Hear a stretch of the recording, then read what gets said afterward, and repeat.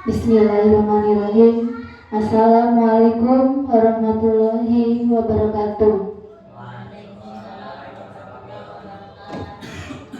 Yang terhormat Bapak Kepala Sekolah SDN 1 Cahyatani, Bapak Daman SDD, beserta Dewan Guru SDN 1 Cahyatani yang saya hormati. Pertama-tama, marilah kita panjatkan puji dan syukur atas kehadiran Tuhan Yang Maha Esa, karena atas limpah dan karunia-Nya lah kita bisa berkumpul di kelas 6 ini.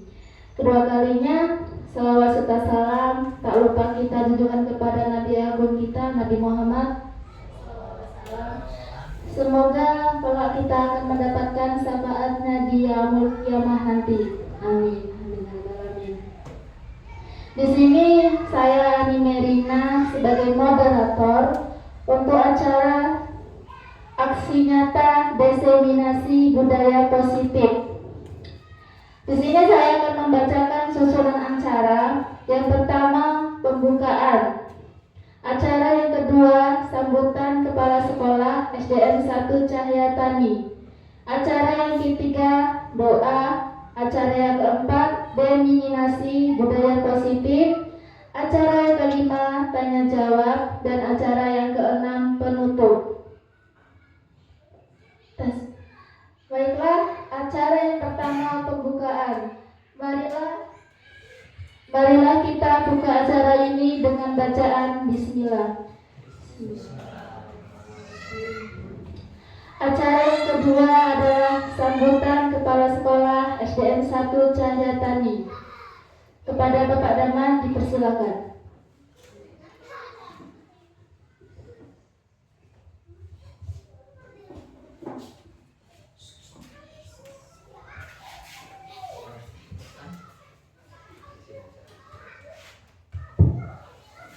Terima kasih kepada moderator. Assalamualaikum warahmatullahi wabarakatuh. Yang terhormat Bapak Ibu Guru SDN 1 Cahyatani, khususnya kepada Bapak Mansur selaku CGP, calon guru penggerak, yang sekaligus pada hari ini beliau akan menyampaikan aksi nyatanya di SDN 1 Cahyatani. Puji syukur kehadiran Allah Subhanahu wa Ta'ala yang telah memberikan kita semua kesehatan dan kesempatan untuk berkumpul pada hari ini dalam rangka aksi nyata calon guru penggerak di SDN 1 Cahyatani. Pada kesempatan yang berbahagia ini, izinkanlah saya sebagai Kepala Sekolah SDN 1 Cahyatani mengucapkan selamat kepada Bapak Mansur yang terpilih menjadi CGP, dan pada saat ini Bapak Mansur melaksanakan aksi nyatanya kepada Bapak Ibu atau rekan-rekan sejawat di SDN ini. Terutama kepada Bapak Mansur juga saya mengucapkan terima kasih dan memberikan apresiasi atas dedikasinya dan semangat yang sangat tinggi. Kami selaku kepala sekolah sangat mendukung, mengikuti program guru penggerak merupakan salah satu upaya untuk memajukan pendidikan di Indonesia, khususnya di SDN 1 Cahyatani ini. Aksi nyata yang akan dilaksanakan Bapak Mansur pada pagi hari ini merupakan salah satu bentuk tanggung jawab, yaitu tanggung jawab kita bersama untuk menciptakan pendidikan yang lebih baik. Saya percaya bahwa program ini akan memberikan dampak positif yang besar, tidak hanya bagi para guru tetapi juga bagi seluruh siswa dan masyarakat di sekitar lingkungan sekolah kita. Untuk itu kami di SDN 1 Cahyatani selalu berkomitmen untuk mendukung penuh program-program program pendidikan yang bertujuan untuk meningkatkan kualitas pembelajaran. Saya berharap melalui aksi nyata Bapak Mansur ini dapat menjadikan pengalaman untuk kawan-kawan yang lain dapat berkolaborasi, berbagi pengalaman, serta menerapkan inovasi-inovasi yang baru dalam proses pembelajaran di sekolah ini. Untuk itu kami berharap kepada rekan-rekan semuanya, Bapak Ibu guru yang belum mengikuti guru penggerak, nantinya kita bisa termotivasi oleh aksi nyatanya Bapak Mansur. Itu saja sambutan dari kami kepada Bapak Mansur, ucapkan untuk memberikan pencerahan tentang aksi nyata diseminasi budaya yang positif. Terima kasih. Saya akhiri. Assalamualaikum warahmatullahi wabarakatuh.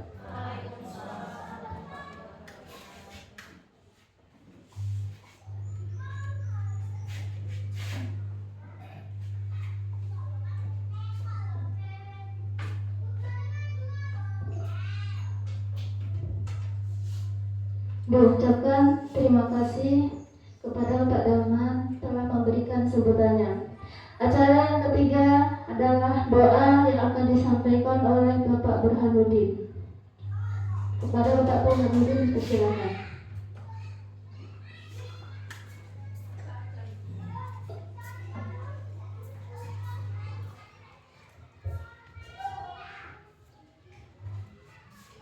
Assalamualaikum warahmatullahi wabarakatuh. Mari Bapak Ibu kita berikan kewajiban, mudah-mudahan apa yang kita laksanakan pada hari ini, khususnya Bapak Mansur dalam rangka aksi nyata yang berikut diseminasi budaya positif, mudah-mudahan apa yang kita laksanakan hari ini mendapatkan kemudahan, kelancaran. Yang paling penting adalah kesehatan. Semoga acara ini bisa berlangsung dengan baik dan lancar tanpa ada halangan suatu apapun. Alhamdulillah minasyaitonirrajim. Bismillahirrahmanirrahim. Hamdan syakirin, hamdan nu'amin, hamdan yuafi ni'am wa yukafi mazidah. Ya Rabbana lakal hamdu kama yanbaghi li jalali wajhikal karim wa azimi sultanik.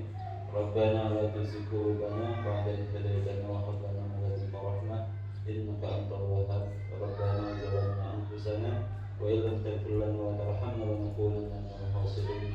Rabbana hab lana min azwajina wa dhurriyyatina qurrata a'yun waj'alna lil muttaqina imama. Allahumma arina al-haqqa haqqan warzuqna ittiba'ahu wa arina al-batila batilan warzuqna ijtinabah. Rabbana atina fid dunya hasanah wa fil akhirati hasanah wa qina adzabannar. Subhanaka rabbika rabbil izzati amma yasifun wa salamun alal mursalin walhamdulillahi rabbil alamin. Assalamualaikum warahmatullahi wabarakatuh. Diucapkan terima kasih untuk Bapak Burhanuddin. Acara yang berikutnya adalah pemaparan diseminasi budaya positif yang akan disampaikan oleh Bapak Mansur Rasid. Dipersilakan untuk Bapak Mansur.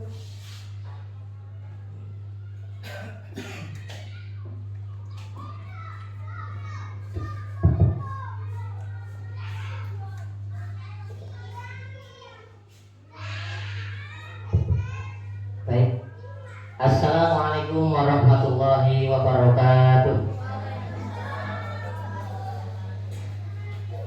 Bismillahirrahmanirrahim. Alhamdulillahirabbil alamin. Assalatu wassalamu ala asrofil anbiya wal mursalin wa ala alihi wa ashabihi ajma'in. Rabbi shrah li sadri wa yassir li amri wahlul 'uqdatam min lisani yafqahu qawli. Amma ba'du. Yang saya hormati Bapak Kepala Sekolah SDN 1 Jayatani, Bapak Haji Daman SPD. Yang saya hormati Bapak Ibu Dewan Guru serta staf SDN 1 Cahyatani. Di sini pertama yaitu kita ungkapkan rasa syukur kita kepada Subhanahu wa taala, yang mana pada kesempatan pagi hari ini kita semua masih diberi kesehatan, masih diberi kesempatan sehingga bisa berkumpul, yaitu dalam acara aksi nyata saya, yaitu diseminasi budaya positif di SDN 1 Cahyatani yang kita cintai ini. Kedua kalinya salawat beserta salamnya Allah semoga senantiasa tercurah limpahkan kepada junjungan kita Nabi Agung Muhammad Sallallahu Alaihi Wasallam, Nabi yang membawa kita dari zaman kegelapan menuju zaman yang terang benderang, yakni agama Islam. Bapak Ibu yang saya hormati, izinkan saya di sini berdiri di depan bukan maksud untuk menggurui ataupun yang lainnya, namun di sini saya yaitu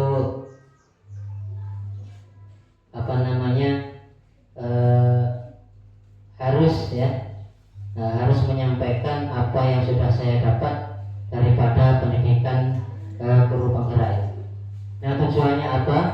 Tujuannya supaya nanti kita bisa sama-sama bisa melaksanakan ataupun menciptakan budaya positif di lingkungan sekolah kita yang kita cintai ini. Baiklah, di sini perkenalkan, nama saya yaitu Mansur Rasid, aksi nyata diseminasi budaya positif. Di sini ada saya buat yaitu ucapan saya terkhusus kepada beliau Bapak Haji Daman SPD selaku Kepala Sekolah SDN 1 Cahyatani dan rekan guru semua keluarga besar SDN 1 Cahyatani. Jadi terima kasih atas dukungannya, atas partisipasinya yang ikut serta mensukseskan kegiatan saya dalam rangka yaitu aksi nyata budaya positif ini. Salam bahagia semua kepada Bapak Ibu guru sekalian. Ini adalah PP saya yaitu Bapak Jatmiko Dwi Widodo dari Masjid Makmur yang selalu mendampingi saya dalam kegiatan yaitu pendidikan calon guru penggerak. Saya lanjutkan. Nah, di sini perlu kita sepakati bersama bahwasanya dalam forum diskusi ya ataupun forum diseminasi kita pada pagi hari ini, yaitu yang pertama menghargai siapapun yang berbicara. Jadi seandainya nanti ada kesempatan berbicara, itu mohon menghargai siapapun apa yang dibicarakan. Kemudian yang kedua yaitu menjadi pendengar yang baik. Ini perlu kita sepakati bersama. Kemudian telepon dikondisikan atau disilentkan. Dimana apakah sepakat Bapak Ibu semua? Sepakat ya? Iya. Kemudian kelas bebas asap rokok. Nah, ini sementara mohon maaf untuk bapak-bapaknya yang merokok. Jadi saya mohon maaf ini ya. Jadi untuk mengkondisikan ini untuk tidak merokok sementara. Kemudian berbicara dengan bahasa Indonesia yang baik dan sesuai kaidah kebahasaan Indonesia. Mengikuti kegiatan sampai akhir. Jadi saya mohon untuk kerjasamanya nanti dapat mengikuti kegiatan diseminasi saya ini sampai paripurna atau sampai akhir. Kemudian diharapkan semua anggota atau semua guru harus senang dan bahagia. Sekarang saya tanya dulu kepada Bapak dan Ibu guru, apakah Bapak dan Ibu guru hari ini semua bahagia? Bahagia, alhamdulillah, semangat sekali, luar biasa ini ya. Iya. Bagaimana cara kita untuk mewujudkan atau mengekspresikan bahagia ini? Gimana? Senyum, oke, senyum. Ada yang lain mungkin? Ada nggak yang lain? Dari bapak-bapaknya? Gimana? Pak Warono? Wajah berseri-seri ya, wajah berseri-seri. Ya kita lanjutkan ke slide berikutnya. Nah di sini kita diajak untuk tersenyum, Ya, karena ciri dari kebahagiaan itu yang mudah untuk dilihat secara fisik adalah senyum. Orang kalau senyum-senyum berarti bahagia. Secara tidak tahu padahal di dalam hatinya itu seperti apa kan? Yang jelas yang tampak. Jadi senyum. Mudah kan senyum? Mudah. Nah di sini coba kita punya aturan ya. Mungkin juga ada manfaat bagi kesehatan. Senyum, yuk senyum selama 30 detik. Jadi nanti akan saya hitung. Senyum itu berikan senyuman yang terbaik. Iya, yang termanis selama 30 detik. Jadi 30 detik saja. Ya, itu sama dengan apa? Memunculkan, mengekspresikan kebahagiaan yang disebutkan di depan tadi. Baik, akan saya hitung 1, 2, 3. Iya, silahkan ekspresikan Bu. Iya, jangan malu-malu. Nah, iya bagus sekali. Pokoknya 30 detik ini. Iya. Boleh di versi apa saja terserah Bapak Ibu. Yang jelas ekspresikan sebagaimana bentuk daripada kebahagiaan itu. Iya, bagus sekali. Iya. Iya, terima kasih. Cukup Bapak Ibu. Ya, itulah ekspresi daripada kesenangan atau kebahagiaan kita pada hari ini. Iya. Gimana? Sudah cukup puas dengan senyuman tadi? Iya. Terima kasih. Karena ya kalau mungkin di rumah, di sekolah ini jelas beda Bu ya. Suasananya kalau bertemu dengan kawan ya, setiap hari di rumah juga lain. Nah di sini ada miskonsepsi Bapak Ibu, bahwasanya penerapan budaya positif berarti tidak ada aturan atau konsekuensi. Jadi kebanyakan orang itu salah mengartikan yang namanya penerapan budaya positif itu kan seolah tidak boleh berkata kasar ya, kemudian menghukum dan lain sebagainya. Nanti akan dijelaskan di materi selanjutnya. Di sini dijelaskan dalam hidup bermasyarakat selalu ada tatanan atau aturan dengan konsekuensi dari setiap tindakan yang dilakukan oleh anggota masyarakat. Dalam penerapan budaya positif, guru melatih kesadaran murid melalui pemahaman bahwa tatanan dan konsekuensi hadir untuk memberikan keselamatan dan kebahagiaan kepada diri sebagai manusia dan anggota masyarakat, sehingga tatanan tersebut dipatuhi bukan karena takut dikonsekuensi, tetapi karena kesadaran diri ingin mewujudkan nilai-nilai berharga.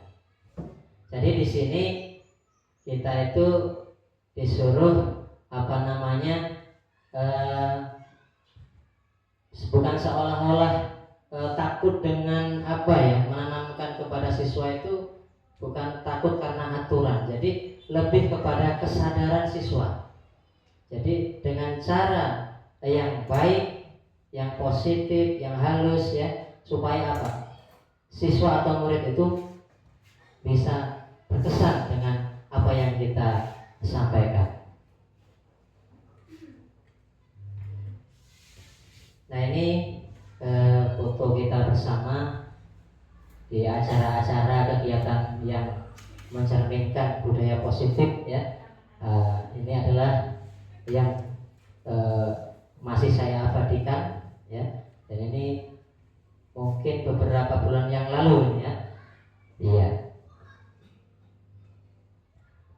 Nah di sini seorang guru yang baik harus memiliki kemampuan dalam mewujudkan budaya positif di sekolah. Jadi di sini kalimatnya sangat menyentuh Bapak Ibu. Nah ya, seorang guru yang baik harus memiliki kemampuan dalam mewujudkan budaya positif di sekolah.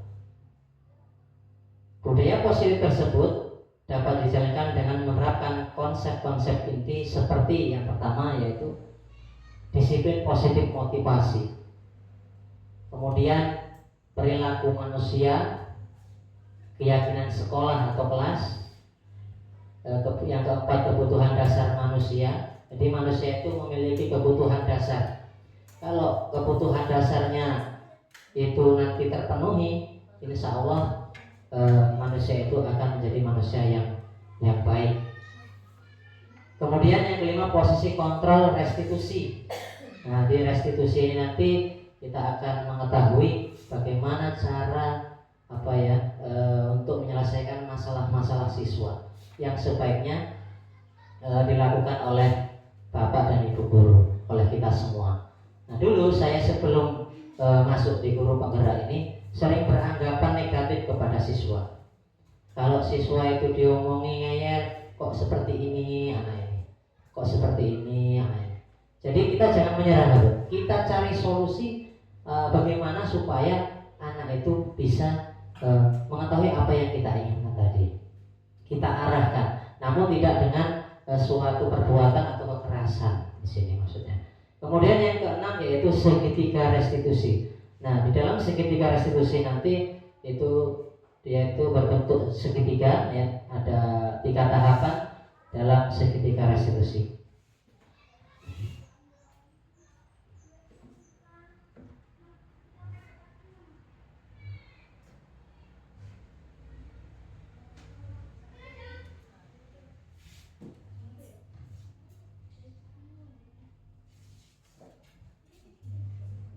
Nah, di sini yaitu tentang disiplin positif. Saya lanjutkan. Disiplin positif merupakan suatu cara penerapan disiplin yang mengajarkan anak bertanggung jawab dan menumbuhkan kesadaran diri berdasarkan nilai-nilai kebajikan. Jadi nilai-nilai kebajikan itu yang mendasari penerapan disiplin positif.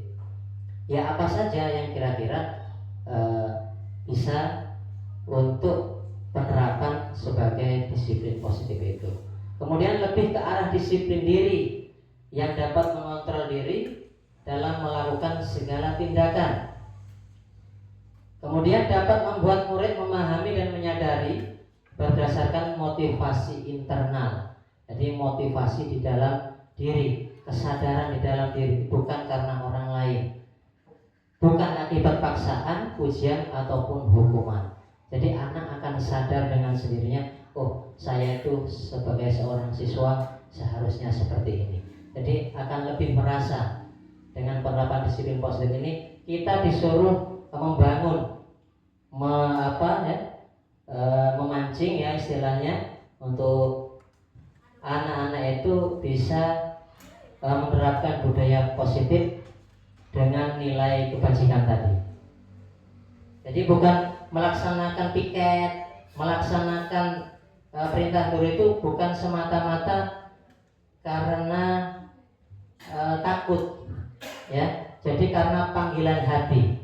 Jadi bagaimana kita itu supaya anak itu tahu, apalagi SD ini sekolah dasar. Jadi seorang guru SD itu memang dituntut harus lebih hati-hati, lebih sabar untuk selalu menuntun murid-muridnya ke dalam perilaku yang mencerminkan budaya positif. Biasanya anak itu mengerjakan sesuatu karena ingin dipuji. Wah, kamu pintar sekali. Atau wah, kamu rajin sekali. Dengan kalimat-kalimat seperti itu, anak itu baru mau melaksanakan. Ya, jadi kalau bisa, walaupun tidak dipuji, mereka itu sadar akan melaksanakan yang namanya kewajiban-kewajibannya, terutama sebagai seorang pelajar. Kadang ada ya, nanti kalau enggak dikerjakan PR-nya dihukum, takutnya dihukum. Jadi mengerjakan PR itu bukan karena kesadaran, tetapi karena takut nanti dihukum. Nah, kemudian mereka mengerjakan PR pun itu tidak tidak dengan landasan kebenaran, kadang basing-basing, yang penting kerjakan itu ya. Iya, saya lanjutkan. Bagaimana seorang bisa berubah dari paradigma stimulus respon kepada pendekatan teori kontrol? Nah, bila kita ingin membuat kemajuan perlahan, ya sedikit demi sedikit, ubahlah sikap atau perilaku Anda. Namun, bila kita ingin memperbaiki cara-cara utama, ya cara-cara utama kita, maka kita perlu mengubah kerangka acuan kita. Ubahlah bagaimana Anda melihat dunia, bagaimana Anda berpikir tentang manusia. Ubahlah paradigma Anda, skema pemahaman dan penjelasan aspek-aspek tertentu tentang realitas. Jadi kita itu suruh istilahnya koreksi, introspeksi di sini Bapak Ibu ya. Jadi jangan paradigma lama itu, misalnya seperti siswa itu kalau ketemu dengan guru takut. Jadi kalau sekarang ini seorang guru itu dituntut untuk ramah kepada anak. Kalau anaknya nggak ramah, kita yang memulai dulu. Jadi supaya di situ membentuk budaya positif. Jadi berani menyampaikan pendapat nantinya, mudah berkomunikasi. Jadi ada dampaknya di situ. Jadi kita lihat anak-anak kita kan banyak. Kita harus bisa memahami karakter-karakter siswa yang kita ajar ataupun yang kita didik. Saya lanjutkan. Di sini ada tabel perbandingan ya, tabel perubahan paradigma stimulus respon ke teori kontrol. Bisakah kita mengontrol seseorang? Nah, stimulus responnya kita mencoba mengubah orang agar berpandangan sama dengan kita. Nah, menurut teori kontrol, kita berusaha memahami pandangan orang lain tentang dunia. Kemudian perilaku buruk dilihat sebagai suatu kesalahan. Karena kalau di teori kontrol, semua perilaku memiliki tujuan. Siswa misalnya datang terlambat ataupun tidak mengerjakan PR biasanya memiliki tujuan, biar misalnya biar ditegur. Karena kebutuhan dasar manusia tadi ada yang belum terpenuhi. Kemudian orang lain bisa mengontrol saya. Menurut teori kontrol, hanya Anda yang bisa mengontrol diri Anda. Orang itu paling cuman mengingatkan, Pak, Bu, atau Nak, sebaiknya seperti ini, jangan seperti ini. Jadi yang bisa mengontrol diri kita sendiri, diri kita adalah yaitu diri kita sendiri. Saya bisa mengontrol orang lain, Anda tidak bisa mengontrol orang lain. Itu keterangannya. Pemaksaan ada pada saat bujukan gagal. Nah, di teori kolaborasi dan konsensus menciptakan pilihan-pilihan yang baru. Kemudian model berpikir menang atau kalah di teori kontrol, yaitu model berpikir untuk selalu menang. Apakah makna daripada disiplin? Ini keterangan ya. Disiplin berasal dari bahasa Latin, yaitu disiplin yang artinya belajar.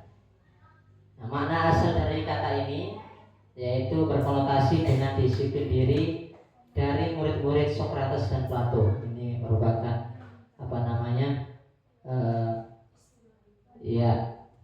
kemudian disiplin diri membuat orang menggali potensinya menuju sebuah tujuan. Apa yang dia hargai?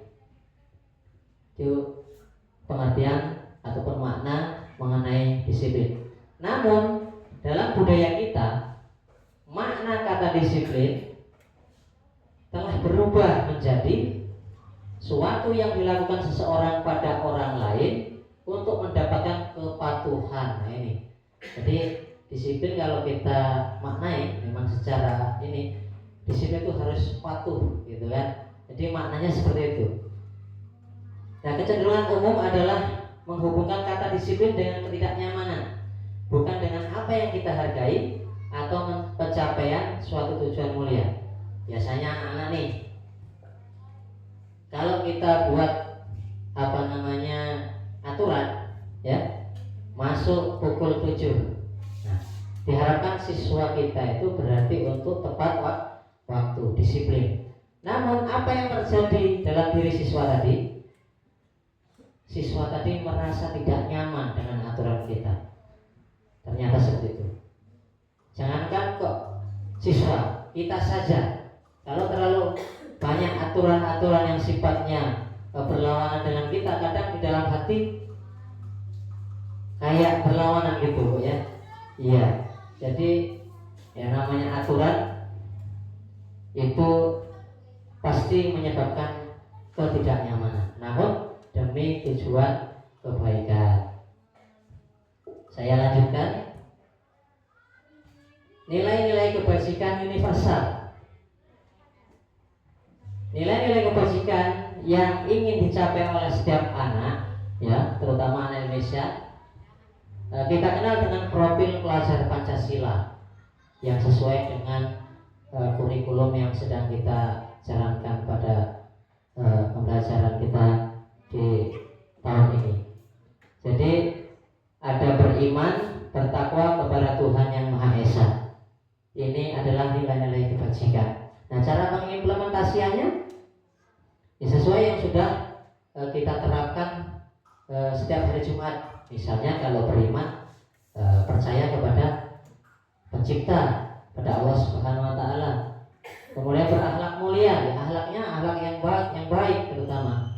Kemudian mandiri, bernalar kritis, berkebinekaan global, bergotong royong dan kreatif.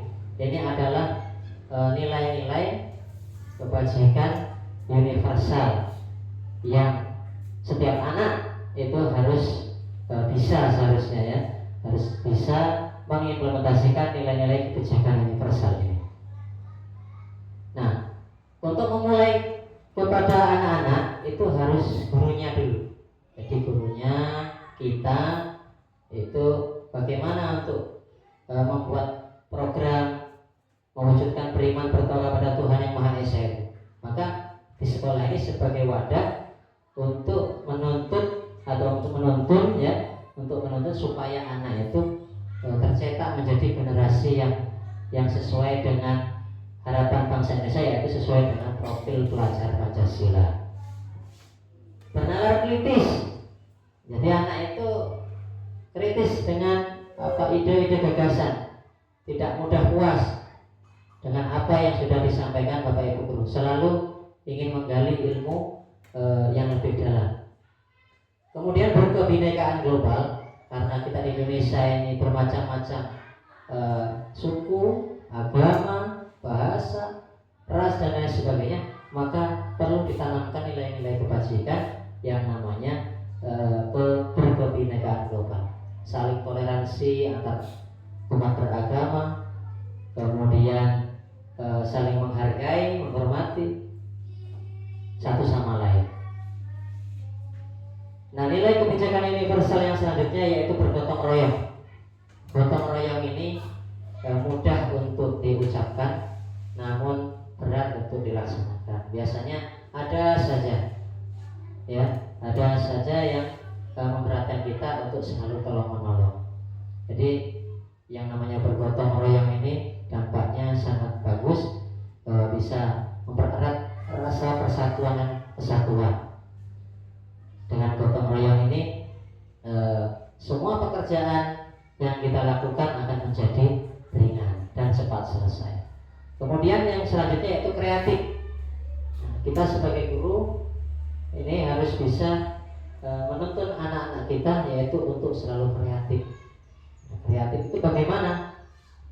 Kreatif itu selalu bisa memunculkan ide-ide baru, gagasan-gagasan baru untuk proses perubahan yang lebih baik. Bisa dipahami Bapak Ibu ya, untuk nilai-nilai kebijakan universal ini sesuai dengan profil pelajar Pancasila.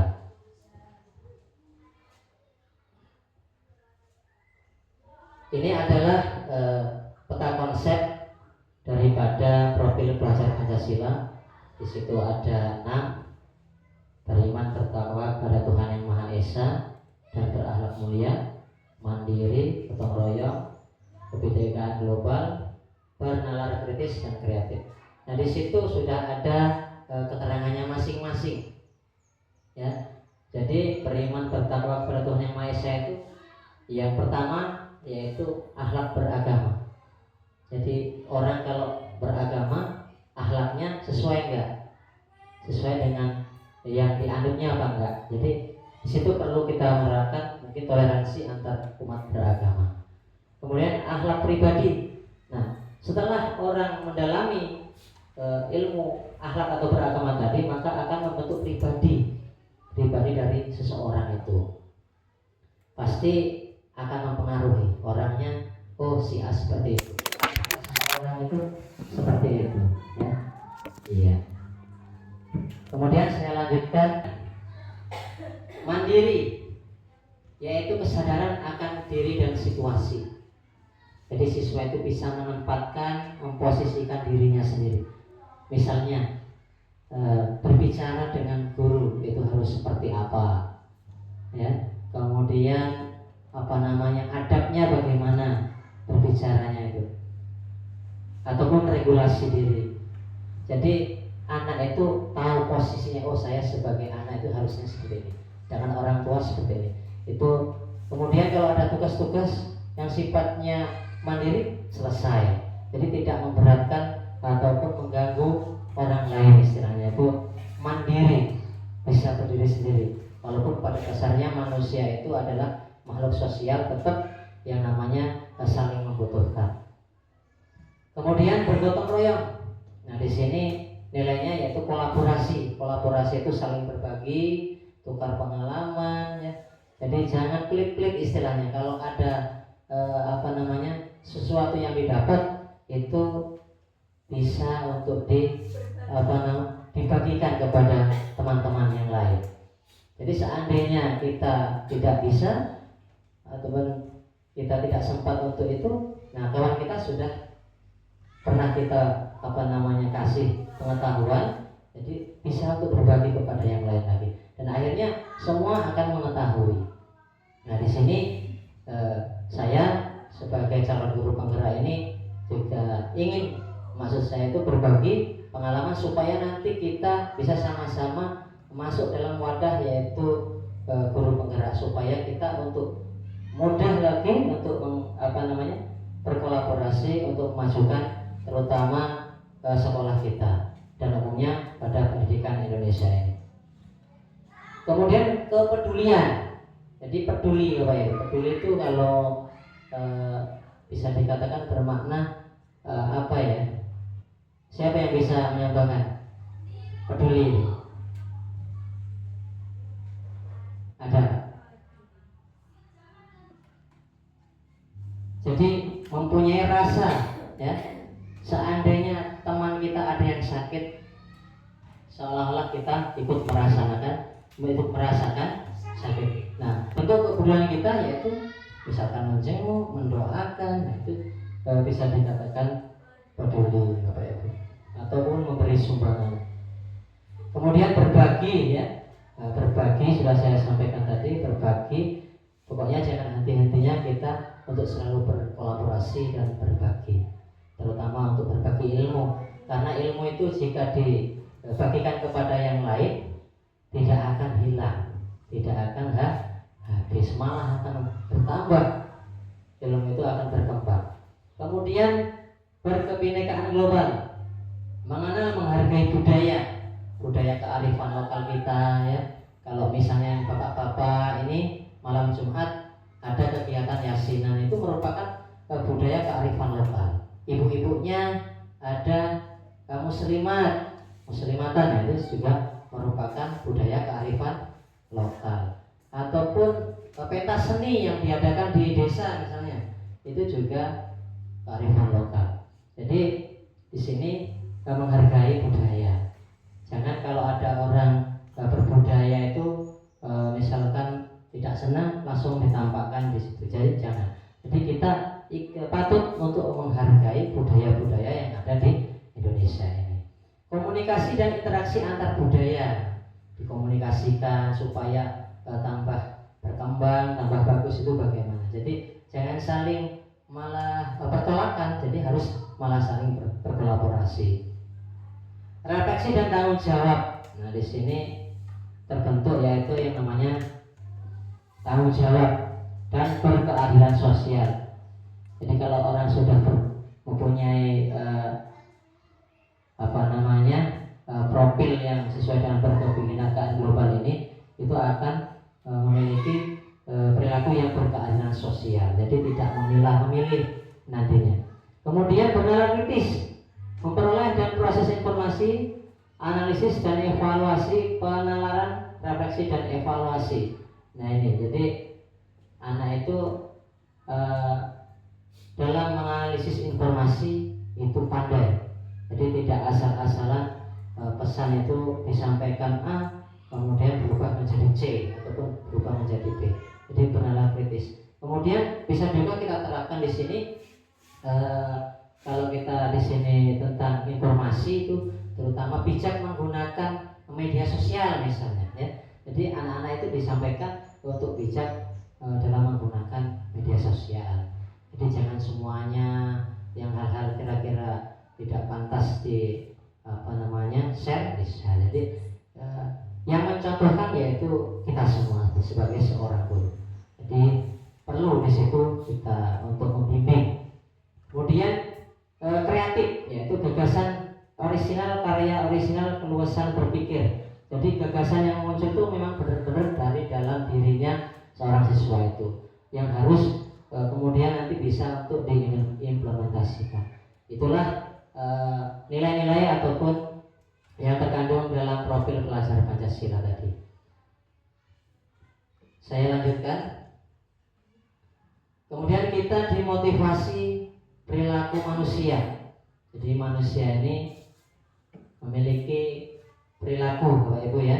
Kita lanjutkan. Nah, ada 3 motivasi perilaku manusia. Yang pertama yaitu untuk menghindari ketidaknyamanan atau hukuman. Itu hakikat daripada motivasi perilaku manusia tadi. Yang kedua untuk mendapatkan imbalan atau penghargaan dari orang lain.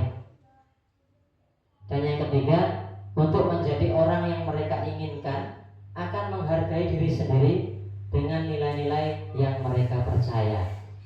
Jadi kebanyakan ini biasanya yang tengah. Jadi untuk mendapatkan suatu imbalan atau penghargaan dari orang lain, pujian ataupun misalnya apa ya yang bisa orang lain itu melaksanakan tetapi mendapatkan suatu imbalan. Yang pertama yaitu untuk menghindari ketidaknyamanan atau hukuman. Ini adalah tingkat terendah dari motivasi perilaku manusia. Jadi yang pertama ini adalah merupakan tingkat yang terendah dari ketiga perilaku manusia tadi.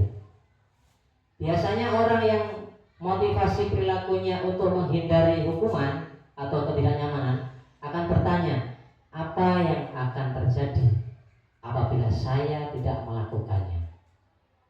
Sebenarnya mereka sedang menghindari permasalahan yang mungkin muncul dan berpengaruh pada mereka secara fisik, psikologis maupun tidak terpenuhinya kebutuhan mereka.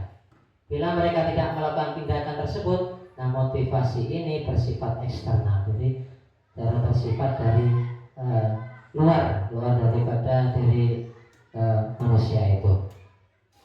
Baik Bapak Ibu, dari sini kelihatannya agak ini kurang semangat. Boleh kita untuk ice breaking dulu?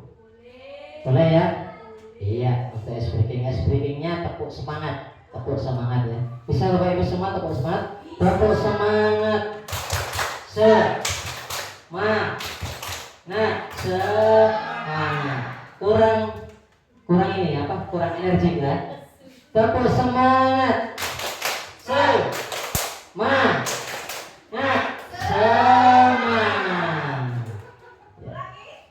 Dah 2 kali saja. Ya, itu untuk merefresh kembali pemikiran kita supaya kembali kepada materi, supaya apa istilahnya jernih kembali pemikiran kita. Ya, saya lanjutkan. Untuk yang kedua, yaitu mendapatkan imbalan atau penghargaan dari orang lain. Nah, satu tingkat di atas motivasi yang pertama.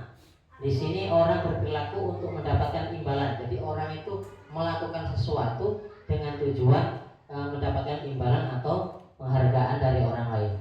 Orang dengan motivasi ini akan bertanya, apa yang akan saya dapatkan apabila saya melakukannya. Mereka melakukan sebuah tindakan untuk mendapatkan pujian dari orang lain yang menurut mereka penting dan mereka letakkan dalam dunia berkualitas mereka. Mereka juga melakukan sesuatu untuk mendapatkan hadiah, pengakuan atau imbalan. Motivasi ini juga bersifat eksternal. Jadi motivasi seperti ini masih dikatakan motivasi eksternal, bukan dari dalam diri manusia itu sendiri. Masih ada embel-embelnya. Saya ingin dipuji, saya ingin dihargai, saya ingin diberi penghargaan. Jadi bukan karena panggilan ataupun yang ada dalam hati.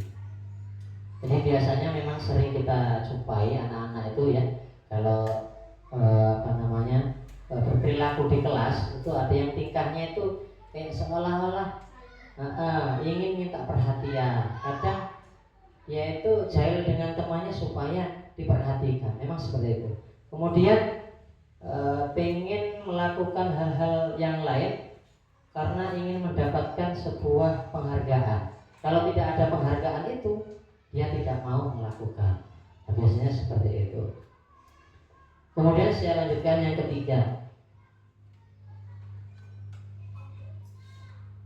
Untuk menjadi orang yang mereka inginkan dan menghargai diri sendiri dengan nilai-nilai yang mereka percaya. Itu yang ketiga tadi. Orang dengan motivasi ini akan bertanya, akan menjadi orang yang seperti apa bila saya melakukannya. Mereka melakukan sesuatu karena nilai-nilai yang mereka yakini dan dihargai. Dan mereka melakukannya karena mereka ingin menjadi orang yang melakukan nilai-nilai yang mereka yakini tersebut. Nah, ini adalah motivasi yang akan membuat seseorang memiliki disiplin positif, karena motivasi berperilakunya bersifat internal, bukan eksternal. Jadi motivasi seperti ini yang diharapkan kepada siswa-siswa kita nanti. Jadi ada 3 tadi motivasi manusia ya. Yang pertama tadi tentang apa tadi? Yaitu untuk menghindari kenyamanan ataupun hukuman. Yang kedua yaitu penghargaan dari orang lain atau imbalan. Dan yang ketiga ini adalah ingin dan menghargai diri sendiri dengan nilai yang mereka percaya. Jadi memang benar-benar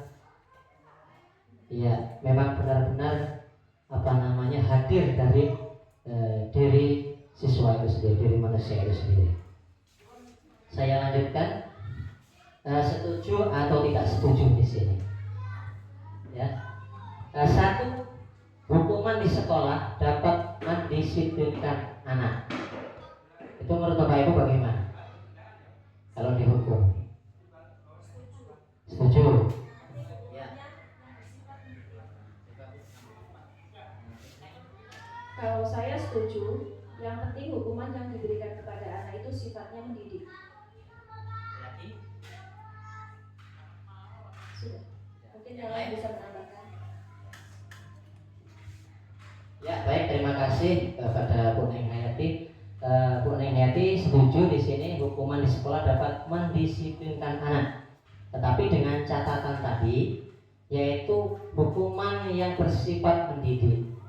Jadi bukan untuk mencubit ataupun menyakiti fisiknya, ya, yang mengarah kepada hal-hal yang membangun yang baik. Kemudian kalau seandainya kita sampai salah menerapkan hukuman itu bisa berdampak kepada siswa. Jadi akan dikenang terus nantinya. Jadi ada pengalaman positif, ada pengalaman negatif di situ. Jadi kalau kita ngarahkan secara positif, walaupun kita hukum misalnya, itu anak tetap akan menghargai apa yang telah diberikan kepada bapak dan ibu guru. Oh iya, nanti lama-kelamaan akan sadar, benar apa yang disampaikan oleh bapak dan ibu guru. Memang saya seharusnya seperti ini. Kemudian pemberian hukuman dengan hal positif seperti membaca atau membersihkan halaman sekolah dapat meningkatkan disiplin anak. Nah itu bisa bapak ibu jawab sendiri di dalam hati, ya. Kemudian memberi penghargaan dapat meningkatkan motivasi belajar anak. Ya, memang ya, tetapi nanti di sisi lain ada kelemahannya juga, ya. Kita memberi penghargaan, oh itu yang dikasih hadiah. Nah, kalau saya nggak pernah dapat hadiah, nanti akhirnya dia timbul kecemburuan biasanya. Kemudian yang keempat, membuat anak merasa bersalah, memberi dampak lebih ringan dibandingkan menghukum. Nah ini nanti berkaitan dengan posisi kontrol restitusi, seketika restitusi yang saya sampaikan di depan tadi. Saya lanjutkan dulu. Teori motivasi perilaku manusia untuk menghindari ketidaknyamanan atau hukuman. Apa di situ kalimatnya? Apa yang akan terjadi apabila saya tidak melakukannya? Itu merupakan motivasi eksternal untuk mendapatkan imbalan dari orang lain atau institusi. Nah di sini apa yang akan saya dapatkan apabila saya melakukannya? Jadi kalau dia melakukan itu, apa imbalannya nanti yang akan saya dapat? Apa yang akan saya dapat seperti itu? Itu motivasi eksternal. Yang ketiga, untuk menghargai diri sendiri. Saya akan menjadi orang yang seperti apa bila saya melakukannya. Nah, tujuan daripada teori motivasi ini adalah yaitu sesuai pada nomor 3 ini, tujuan disiplin positif. Jadi anak itu akan sadar dengan cara atau menghargai diri sendiri. Misalnya kalau terlambat, apa yang perlu ditanamkan? Bagaimana caranya? Hal apa yang harus kita tinggalkan? Jadi nilai di situ ada nilai untuk menghargai waktu. Jadi anak itu seperti itu dituntut, kita nggak usah melakukan yang sifatnya menghukum ataupun kekerasan. Jadi diarahkan kepada budaya-budaya positif dengan kalimat-kalimat positif yang kita gunakan. Jadi siswa akan lebih mungkin menyadari secara hati manusia, karena manusia punya hati. Pasti kalau kita berdiskusi ataupun menyampaikan sesuatu kepada mereka, itu akan mudah diterima. Saya lanjutkan. Di sini ada tabel perbandingan hukuman dan konsekuensi. Jadi ada hukuman, ada konsekuensi.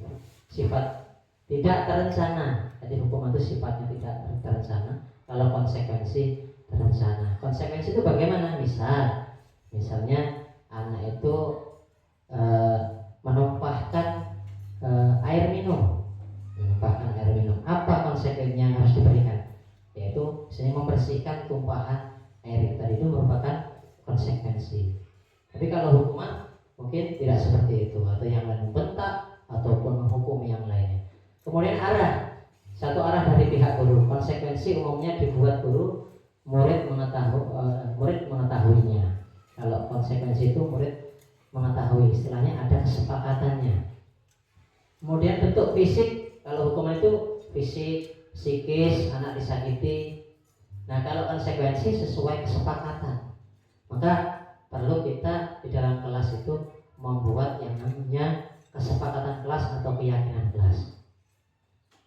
Apa beda nanti aturan dengan kesepakatan? Beda, nanti dijelaskan di materi selanjutnya.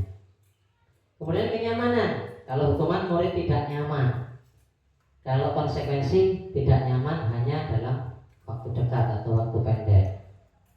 Keterukuran, kalau hukuman itu biasanya karena emosional kita, tidak bisa kita ukur. Pokoknya kamu push up 100 kali, mau tidak mau. Nah itu merupakan sebuah hukuman. Kalau konsekuensi ya sesuai dengan kesepakatan yang sudah disepakati bersama-sama. Misalkan di situ dapat diukur, misalnya 3 kali tidak mengerjakan tugas maka diberikan tugas tambahan. Kalau misalnya guru PJOK ya sesuai dengan porsinya ya, misalnya push up ataupun mengelilingi lapangan 1 kali atau 2 kali saja. Jangan sampai melebihi batas kemampuan, karena nanti bisa berdampak kepada siswa itu sendiri. Jadi dia akan selalu teringat, oh saya dulu dihukum oleh Pak Guru suruh berputar lapangan sampai 100 kali. Nah, misalnya itu akan terkenang sampai tua nanti. Jadi nanti di situ ada istilahnya pengalaman positif dan negatif. Seperti itu. Saya lanjutkan. Di sini ada tindakan guru. Nah, nanti Bapak Ibu bisa kantongi jawabannya masing-masing ya. Tindakan guru di sebelahnya itu ada hukuman atau konsekuensi. Jadi tindakan guru yang seperti ini itu merupakan konsekuensi atau hukuman. Nomor 1, mencatat 100 kali di dalam buku kalimatnya, saya tidak akan terlambat lagi karena terlambat ke sekolah. Nah, itu merupakan konsekuensi atau hukuman. Ya, tolong jawabannya diingat. Jadi yang kedua, lari mengelilingi lapangan basket 2 kali karena terlambat hadir di sekolah. Itu konsekuensi atau hukuman. Kemudian murid diminta untuk push up 15 kali karena tidak menggunakan masker di sekolah. Itu termasuk konsekuensi atau hukuman. Yang keempat, menggantikan kertas tugas teman yang telah dicoret-coret. Itu merupakan hukuman atau konsekuensi. Yang kelima, memberikan tumpahan air di meja. Ya, di meja tulis karena tersenggol pada saat belajar. Kalau tersenggol berarti tidak sengaja ya. Jadi tidak sengaja. Jadi mungkin di situ nanti Bapak Ibu tahulah merupakan hukuman atau konsekuensi. Kemudian meminta murid tidak mengenakan sepatu seharian di sekolah karena tidak mengenakan sepatu berwarna hitam. Terus yang ketujuh, lari mengelilingi lapangan basket 2 kali karena terlambat 10 menit untuk pelajaran PJOK. Nah, ini nomor 2 dengan nomor 7 ini hampir sama, tetapi pada porsi yang berbeda. Yang menghukum itu, yang ngasih konsekuensi itu lain guru. Jadi di situ nanti kita bisa lihat jawabannya. Sudah semua menjawab dalam hati Bapak Ibu? Sudah ya? Iya. Nah, di sini yang pertama itu termasuk hukuman. Ya. Kemudian mengganti tugas yang dicoret-coret tadi adalah konsekuensi. Dan sampai yang ketujuh, nah ini jawabannya Bapak Ibu. Kira-kira sama semua? Sama ya? Iya, berarti sudah paham. Jadi ketika kita ada murid yang bermasalah, jadi kita harus tahu bagaimana cara kita untuk melakukan perbaikannya, perlakuannya itu tadi. Jadi disesuaikan, jangan sampai melebihi suatu kemampuan siswa itu, apalagi memberatkan sampai menyakiti fisiknya. Itu tidak boleh. Saya lanjutkan lagi. Di sini ada identitas gagal dan identitas sukses. Nah, identitas gagal ini yang menerapkan hukuman, ya. Tetapi hukuman itu juga tidak dinilai semuanya gagal, tergantung caranya dan suatu permasalahannya. Setiap orang pasti memiliki suatu permasalahan yang berbeda-beda. Nah, di sini bisa kita lihat bahwasanya sesuatu yang menyakitkan harus terjadi, itu adalah sebuah hukuman. Nah, identitas suksesnya, disiplin ataupun konsekuensinya, sesuatu harus terjadi. Jadi yang konsekuensi itu sesuatu yang harus dilakukan, bukan merupakan hukuman. Nah, restitusinya bagaimana? Yaitu merupakan pilihan. Karena dia melakukan kesalahan, Jadi harus bertanggung jawab seperti itu kurang lebihnya dan seterusnya. Jadi kalau di sini di dalam pendidikan calon guru penggerak itu sebaiknya jangan menghukum sebaiknya. Namun kita tentu lihat permasalahannya, benar apa yang disampaikan oleh Bu Neng Hayati tadi. Kemudian tidak nyaman untuk murid atau anak untuk jangka waktu panjang itu dampak daripada hukuman tadi. Nah, konsekuensinya tidak nyaman untuk murid atau anak untuk jangka waktu pendek saja. Nah, restitusinya menguatkan untuk murid atau anak dalam jangka waktu panjang. Jadi anak itu akan memiliki kepribadian yang bagus ataupun yang baik setelah kita menerapkan disiplin tadi. Kita lanjutkan. Nah, ini masih termasuk yang lanjutan tadi. Nah, di sini baru kita ke keyakinan kelas atau sekolah ya. Keyakinan kelas atau sekolah. Kenapa bukan peraturan kelas? Kenapa harus keyakinan kelas? Nah, siapa yang bisa menjelaskan? Siapa? Boleh. Siapa? Bu Erna, Bu Is. Ini tentu memiliki perbedaan. Ini kan mirip ya, mirip. Tetapi, ya, kenapa bukan peraturan kelas? Kok keyakinan kelas? Ada yang ingin menyampaikan jawabannya? Bu Ani, Pak Burhan? Ya, silakan Pak Burhan. Terima kasih ya. Ya, terima kasih atas waktunya. Pertanyaannya, kenapa bukan peraturan kelas? Pertanyaannya dua ya, tidak? Kenapa harus keyakinan kelas? Kenapa bukan peraturan kelas? Dan kenapa harus keyakinan kelas? Jawabannya adalah kenapa bukan peraturan kelas? Karena seyogianya kalau di dalam kelas itu ada siswa ataupun siswi, maka di situ berlaku peraturan. Tapi seandainya dalam kelas itu tidak ada isinya, jadi peraturan itu tidak perlu. Tetapi kalau kenapa harus ada keyakinan kelas? Seandainya siswa tadi keluar dan tadinya kelasnya diisi, di situ harus memang benar keyakinan kelas karena siswa yang membuat peraturan. Ketika siswa sudah keluar dari sekolah dan siswa itu harus yakin terhadap kelasnya masing-masing. Artinya sebuah pembelajaran, sebuah kelas akan berjalan dengan adanya peraturan. Peraturan itu pun harus ada isinya. Dan keyakinan isinya siswa dan siswi itu tadi. Ibaratnya ada gula, ada semut. Gak mungkin tiba-tiba semut ada di situ kalau gak ada yang manis. Ya. Kenapa keyakinan? Di situ keyakinan ya. Keyakinan itu timbul atas yang ada di dalam kelas itu tadi. Kenapa yakin? Karena semua yang ada di dalam kelas itu akan membuat peraturan. Kemudian mereka yakin bahwa ini adalah kelas saya. Mungkin itu. Ya, assalamualaikum warahmatullahi wabarakatuh.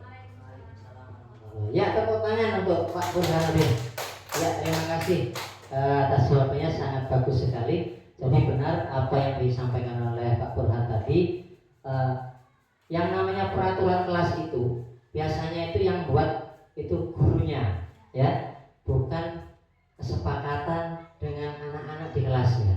Jadi kalau kita yang membuat, seorang guru yang membuat peraturan kepada siswa suruh menerapkan, itu akan sulit untuk diingat, untuk dilaksanakan ketika mereka melakukan pelanggaran.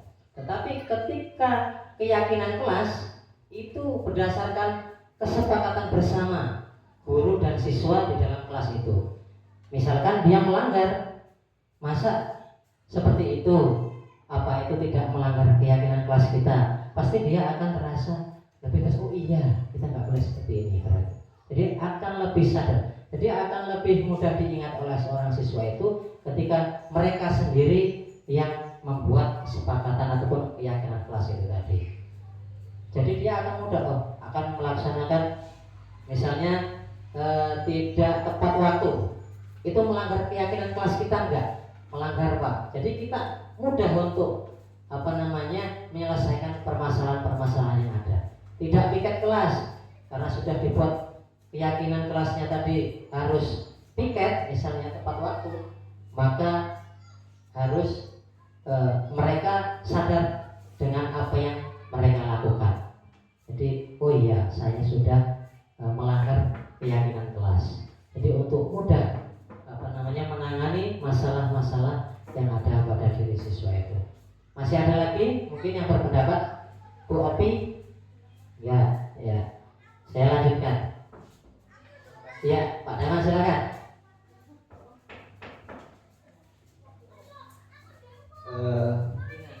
Menanggapi tentang kenapa bukan peraturan kelas dan kenapa harus keyakinan kelas.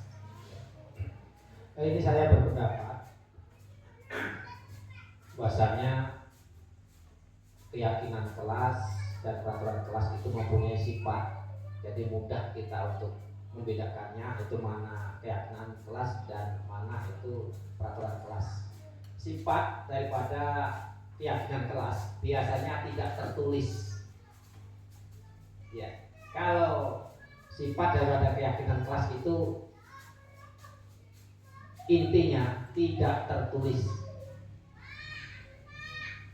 sebagai aturan yang berlaku, tetapi lebih berupa prinsip-prinsip umum yang diterima sebagai secara aturan bersama oleh kelas tersebut. Jadi tidak tertulis dari nilai-nilai dasar. Kalau peraturan kelas itu adalah tertulis yang sudah disepakati, apabila melanggar aturan tersebut akan menjadi sanksi, ada konsekuensi daripada yang dilanggar. Terima kasih. Ya, terima kasih kepada Pak Daman telah memberikan pendapatnya, yaitu tentang peraturan kelas dan keyakinan kelas. Ya, benar apa yang disampaikan oleh beliau, bahwasanya keyakinan kelas itu mengacu pada prinsip-prinsip yang sesuai dengan harapan ataupun tujuan pada suatu kelas tersebut yang sudah disepakati secara bersama-sama. Jadi seandainya siswa itu melakukan pelanggaran sesuai ataupun penyimpangan perilaku yang tidak sesuai dengan kesepakatan ataupun keyakinan kelas tadi, dia akan mudah untuk diingatkan kembali. Jadi seperti itu Pak Ibu ya, jadi bisa dipahami. Saya lanjutkan. Peraturan kelas adalah aturan-aturan yang ditetapkan oleh guru untuk mengatur perilaku siswa di dalam kelas. Peraturan ini biasanya bersifat lebih formal dan terstruktur. Keyakinan kelas atau kesepakatan kelas adalah sebuah pendekatan yang lebih baik dengan mengedepankan peran aktif siswa, berisi beberapa aturan untuk membantu guru dan siswa bekerja sama membentuk kegiatan belajar mengajar yang lebih efektif. Jadi memang mirip, namun di situ ada perbedaan-perbedaan yang harus kita ketahui. Di sini guru berperan dalam mewujudkan terbentuknya keyakinan sekolah atau kelas dengan adanya kesepakatan antara guru dan murid, seperti apa yang sudah disampaikan Pak Burhan tadi. Jadi guru dan siswa itu membuat kesepakatan, kemudian diyakini untuk dilaksanakan seluruh siswa. Nah, keyakinan kelas atau sekolah itu berupa pernyataan-pernyataan universal yang mudah diingat dan dipahami dan harus diterapkan di lingkungan sekolah. Jadi sudah saya sampaikan tadi bahwasanya kalau sudah membuat keyakinan kelas, maka anak itu mudah untuk ditegur, misalnya diluruskan itu enak, jadi tidak susah karena dia sendiri dan teman-teman yang membuat keyakinan itu. Nah, tujuan kesepakatan kelas yang pertama menumbuhkan komunikasi yang efektif antara siswa dan guru. Yang kedua, menciptakan pembelajaran yang berpusat pada siswa. Yang ketiga, menumbuhkan rasa tanggung jawab pada siswa. Kesepakatan kelas, masuk kelas tepat waktu, tidak membuat keributan saat belajar, mengerjakan tugas tepat waktu. Ini untuk kesepakatan kelas. Yang keempat, saling menghargai sesama teman, menjaga keberhasilan kelas, menghormati guru. Langkah-langkah kesepakatan kelas. Yang pertama, guru mengajak siswa mengungkapkan keinginannya untuk mewujudkan kelas impiannya seperti apa. Yang kedua, siswa menuliskan tentang kelas impian mereka. Yang ketiga, meminta siswa menuliskan apa yang mereka pikirkan dan ingin tentang kelasnya dalam belajar yang bagaimana. Langkah-langkahnya. Yang keempat yaitu hal-hal yang ditulis tentang kelas impian dibaca satu persatu dengan bantuan siswa. Jadi siswa sendiri yang membuat, siswa sendiri yang membacakan. Guru dan siswa berdiskusi membahas impian-impian tentang kelas yang sudah mereka tulis dan menyoroti hal-hal penting untuk dijadikan kesepakatan kelas. Dan yang keenam, guru dan siswa membaca hasil kesepakatan kelas yang disetujui, kemudian siswa menandatangani kesepakatan kelas tersebut sebagai tanda persetujuan supaya tidak ada nantinya di belakang itu tidak sepakat istilahnya, ya. Kemudian kebutuhan dasar manusia. Ini ketika seorang murid melakukan suatu perbuatan yang bertentangan dengan nilai kebajikan atau melanggar peraturan, hal itu sebenarnya dikarenakan mereka gagal memenuhi kebutuhan dasar mereka. Di sini ada 5 kebutuhan dasar manusia yang harus dipenuhi. Kalau rumah itu pondasinya, dasar-dasarnya. Yang pertama, bertahan hidup. Yang kedua, kasih sayang dan rasa diterima. 3, penguasaan. 4, kebebasan. Yang kelima, yaitu kebutuhan kesenangan. Di sini ada perilaku siswa, menyebarkan gosip tentang teman sekelas. Kebutuhan yang mungkin berusaha dipenuhi yaitu cinta dan kasih sayang. Nah, pertanyaan pada siswa, apakah ada cara untuk memenuhi kebutuhan cinta dan kasih sayang tanpa merusak reputasi orang lain? Nah, ini pertanyaannya. Kemudian perilaku siswa menjatuhkan teman saat teman sedang berjalan di lorong sekolah. Nah, kebutuhan yang mungkin berusaha dipenuhi yaitu rasa senang. Jadi pertanyaan pada siswa, apakah ada cara untuk memenuhi kebutuhan senang tanpa menyakiti orang lain? Biasanya memang memburu kesenangan dia, tetapi mencelakai kawannya, dorong, jegal dan lain sebagainya. Nah, di sini ada studi kasus, ya. Pak Suhendar, guru wali kelas 11, sedang bingung menghadapi ulah salah satu murid di kelasnya, yaitu Tommy. Beberapa anak telah mengeluhkan Tommy yang seringkali meminta bekal makan siang mereka dengan paksa. Jadi Tommy ini sering meminta jatah makan siang paksa dengan temannya. Jika Anda menghadapi situasi seperti Pak Suhendar, apa yang akan Anda lakukan? Menurut Anda, kira-kira apa alasan Tommy melakukan hal itu? Nah, alasan Tommy yang pertama, karena ia lapar dan orang tuanya tidak membawakan bekal makan siang, maka kebutuhan dasar yang sedang berusaha dipenuhi oleh Tommy adalah kebutuhan untuk bertahan hidup. Itu seandainya memang Tommy itu lapar, ya, jadi karena tidak dibawai makan siang, bekal makan siang, jadi dia mengganggu, meminta paksa kepada temannya. Kemudian alasan yang kedua yang bisa terjadi pada Tommy, karena dia merasa senang temannya jadi memperhatikan dia. Ketika temannya melaporkan melaporkan tindakannya itu pada gurunya, dan gurunya memberitahu orang tuanya, sehingga orang tuanya jadi memperhatikan dia. Jadi kurang perhatian. Alasan yang kedua, supaya ditegur oleh gurunya dan menyampaikan kepada orang tuanya untuk memperhatikannya. Yang ketiga, alasan Tommy, karena temannya jadi takut dengan dia dan menuruti keinginannya, maka sebetulnya Tommy sedang berusaha memenuhi kebutuhan dasarnya akan kekuasaan. Jadi teman-temannya itu biasanya dibully, jangan berani dengan saya. Nah, kayak gitu. Jadi seolah-olah ingin berkuasa di kelasnya ataupun di sekolahnya itu kebutuhan yang mungkin dialami oleh Tommy. Alasan yang ketiga, yang keempat, yaitu karena dia merasa bosan dengan bekal makanan yang dibawakan ibunya dari rumah. Karena dia mengganggu tadi, karena ibunya selalu membawakan bekal yang sama, misalkan tempe terus ya, terus telur terus, itu bisa terjadi. Saya ingin minta makanan yang dari teman saya tadi lah, mencicipi makanannya supaya saya tidak jenuh ya. Nah itu yang mungkin terjadi. Jadi perlu pendekatan bahwasanya kita itu dengan seorang guru, apa alasannya, apa tujuan daripada perilaku yang dilakukan oleh Tommy tadi. Yang kelima, karena ia melakukan karena iseng saja. Ia menikmati ekspresi wajah teman-temannya yang kesal karena diambil makanannya, dan menurut dia ekspresi teman-temannya itu lucu, maka berarti Tommy sedang berusaha memenuhi kebutuhan akan kesenangannya. Dia senang, tetapi orang lain yang susah, nah itu yang kurang pas. Iya, punya kelainan. Maka ini harus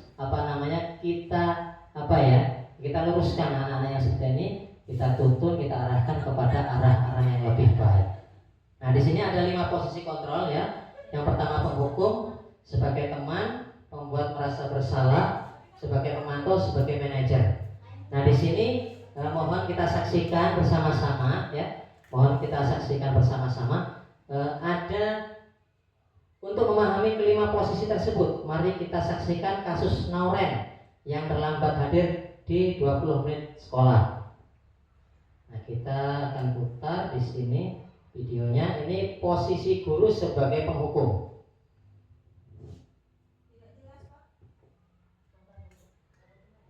Betul ya.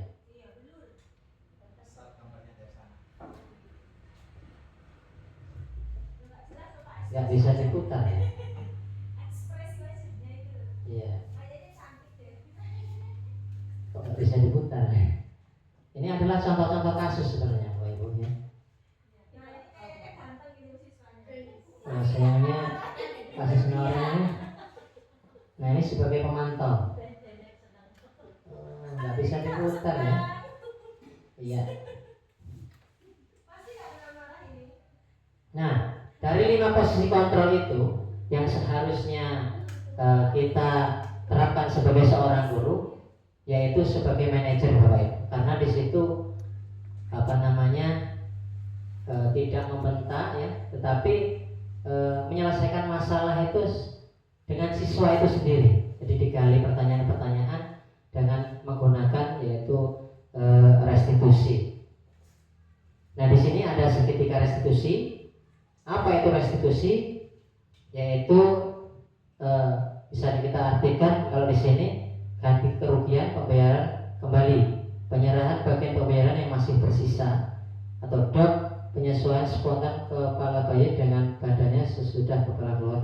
Ini artian secara ini kata-kata ya. Nah, di dalam restitusi adalah proses menciptakan kondisi bagi murid untuk memperbaiki kesalahan mereka, untuk mengembalikan. Jadi restitusi di sini untuk mengembalikan siswa kepada jalan yang benar, atau kesalahannya itu bisa untuk diselesaikan. Restitusi juga merupakan proses kolaboratif yang mengajarkan murid untuk mencari solusi atas masalah mereka dan memantau murid untuk berpikir. Jadi tadi ada kesalahan sedikit, videonya, potongan videonya kok tidak bisa diputar. Kemarin bisa ini diputar ya. Iya, itu yang kenapa kok nggak bisa diputar. Iya, saya lanjutkan. Iya, mungkin ya. Kemudian ada 9 ciri restitusi.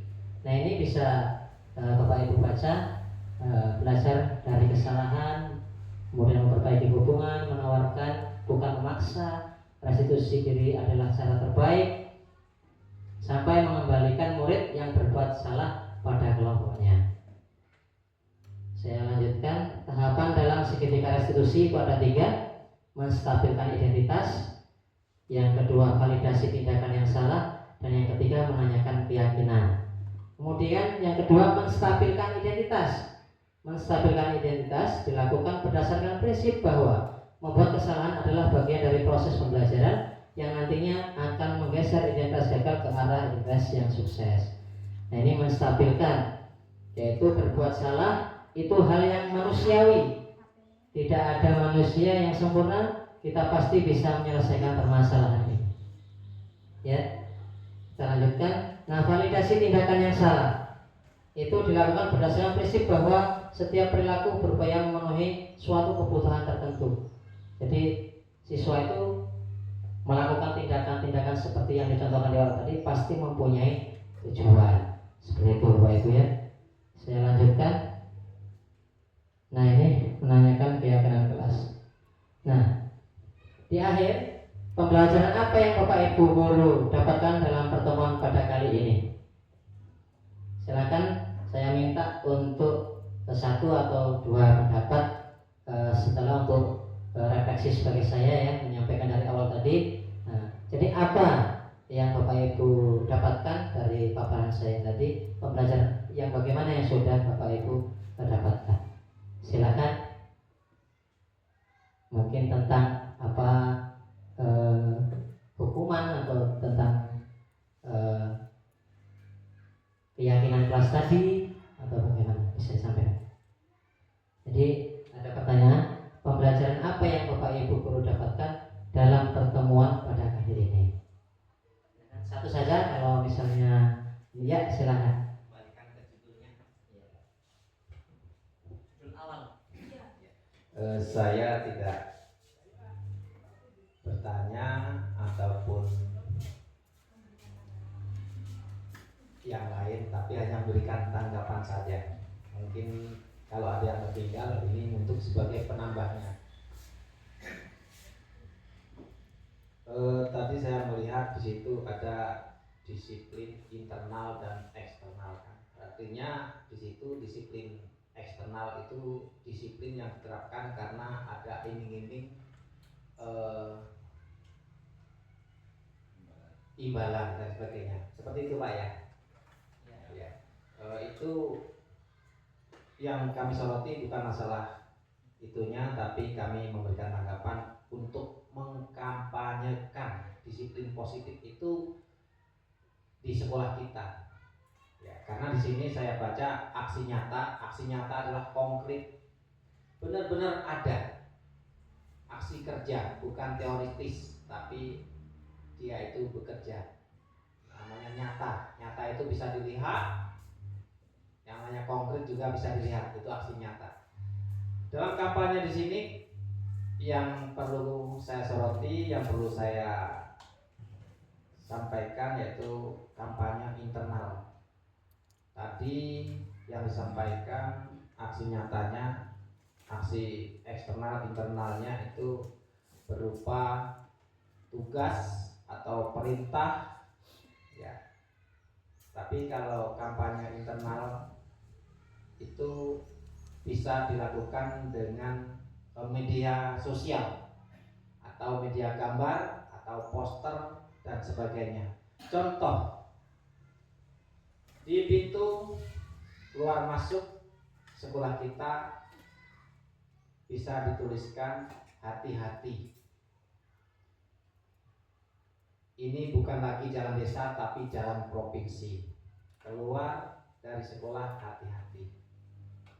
Kemudian masih ada juga sampah, walaupun tidak banyak, sedikit.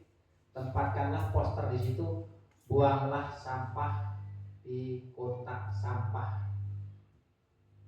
Atau juga pasang poster di tempat kantin kita itu, makanlah jajan di tempat kantin atau tempat jajan.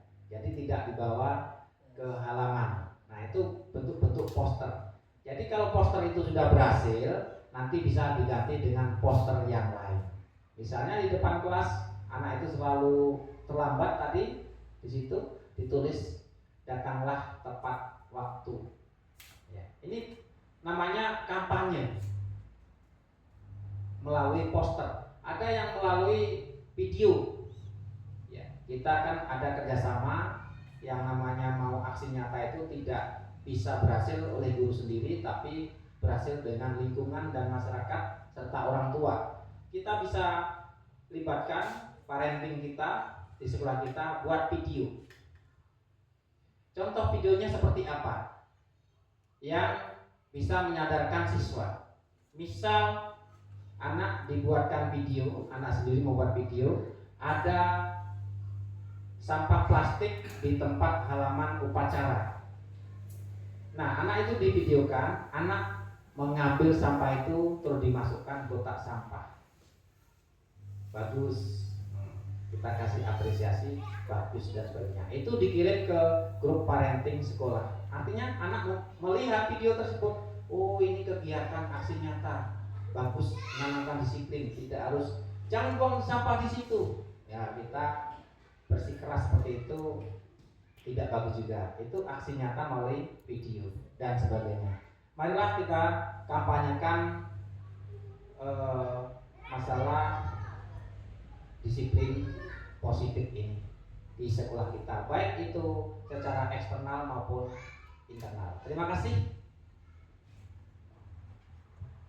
Ya, diucapkan terima kasih kepada beliau Bapak Daman selaku Kepala SDN 1 Jayatani telah memberikan penguatan kepada kita semua bahwasanya untuk menerapkan budaya positif di sekolah ini perlu didukung juga dengan misalnya tadi dicontohkan sebagai penerapan pengadaan poster-poster ya, poster pembuangan sampah pada tempatnya, makan di tempat kantin dan lain sebagainya.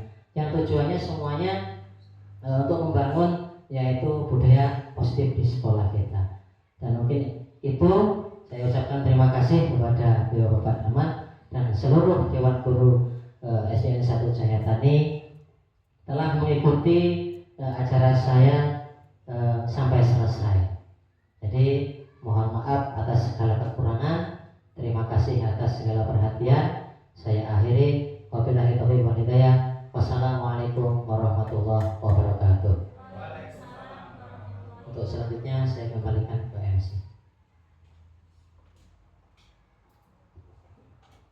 Diucapkan terima kasih kepada Bapak Mansur Rosid. Acara selanjutnya yaitu penutup.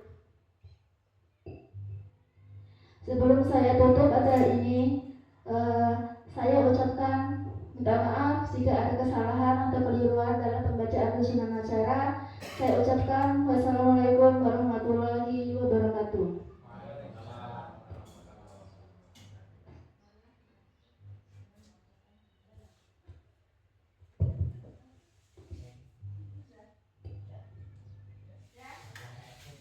Marilah kita tutup acara ini dengan